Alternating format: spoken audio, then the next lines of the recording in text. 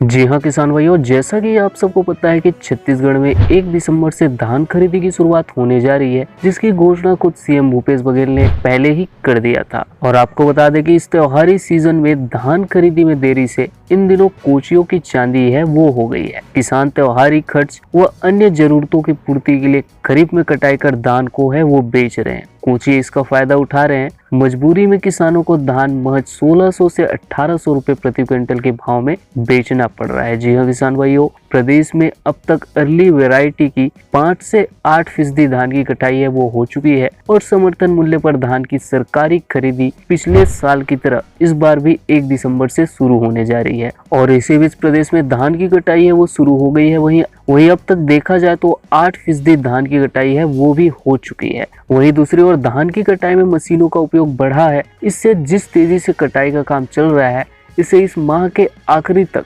अधिकतर किसानों के धान की कटाई वो मिजाई हो जाने की संभावना है। इसी बीच जिन किसान भाइयों की फसल है वो कट गई है, वे समर्थन मूल्य पर 15 क्विंटल की बिक्री के लिए बचाकर शेष धान है वो बेच रहे हैं। जी हाँ किसान भाइयों, जैसे कि आप सबको पता है कि राज्य सरकार के द्वारा प्रति एकड़ 15 क्विंटल धान है वो खरीदा जाता है, तो बाकी शेष बचे धान है वो किसान भाई मजबूरी में इन्हें कोचियों के साथ है वो बेचना पड़ रहा है। चलिए आगे बढ़ते हैं और आपको बताते हैं कि इस बार तमाम विपरीत स्थितियों के बाद भी धान की बम्पर पैदावार की संभावना है वो जताई जा रही है। अनुमान के मुताबिक करीब 20 से 22 क्विंटल प्रति एकड़ पैदावार होने की संभावना है वो इस वर्ष है, जबकि सरकार खरीद की लिमिट 15 क्विंटल प्रति एकड़ है। ऐसे में किसान 15 क्विंटल कोठियों में रखकर शेष धान है वो बेच रहे हैं। तो ये हमारे किसान भाइयों का मजबूरी है कि शेष बचे धान है उन्हें चंद रुपयों के खातिर कोचियों को है वो बेचना पड़ रहा है। और जैसा कि हमारे किसान भाई है वो जानते ही होंगे कि समर्थन मूल्य पर धान खरीदी की व्यवस्था के बाद से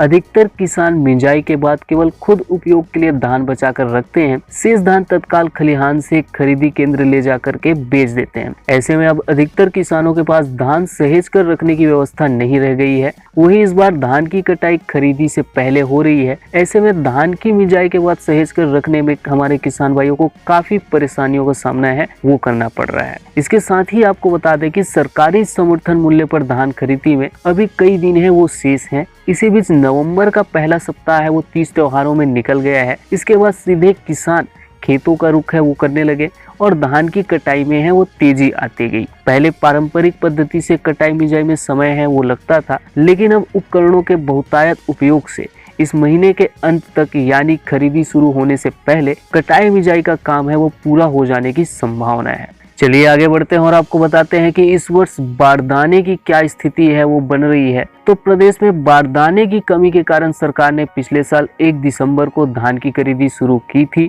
बताया जा रहा है कि इस बार भी केंद्र से राज्य को पर्याप्त बारदाना नहीं मिला है, इसलिए सरकार पिछले वर्ष की तरह ही दिसंबर से धान खरीदी की तैयारी है वो कर रही है। सरकार का दावा है कि अभी डिमांड का केवल कुछ फीसदी बारदाने ही मिल पाया है और 1 दिसंबर तक और भी बारदाना मिलने की संभावना है। इसके बाद ही धान खरीदी शुरू होगी।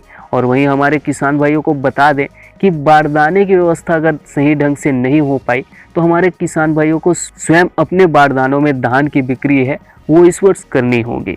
ऐसे में हमारे बहुत से किसान भाइयों का पूछना था कि पिछले वर्ष जो स्वयं के बारदाने पर बिक्री किए थे उनके पैसे कब तक जारी किए जाएंगे।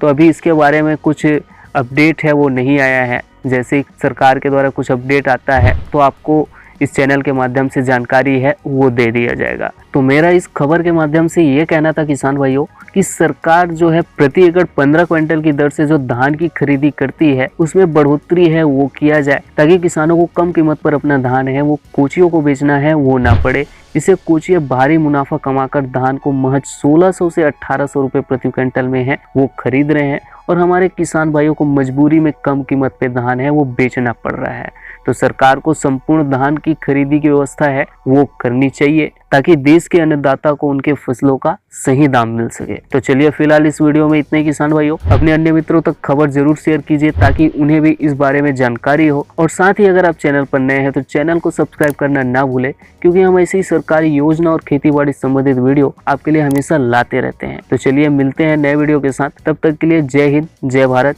जय छत्तीसगढ़।